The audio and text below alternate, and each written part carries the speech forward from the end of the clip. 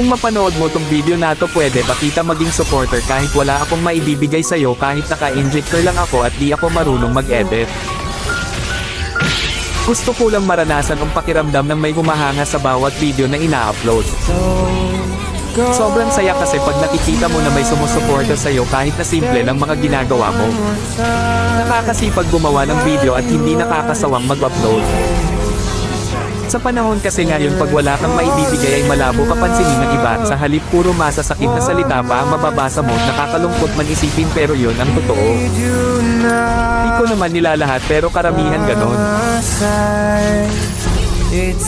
Ang hirap kasi pag walang talent, pag di ka gwapo, maganda o sikat na kilalang tao.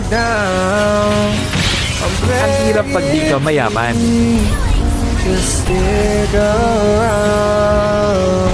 Okay lang sa akin basta lagi lang akong gagawa ng video kahit wala pang pumansin ng mahalaga.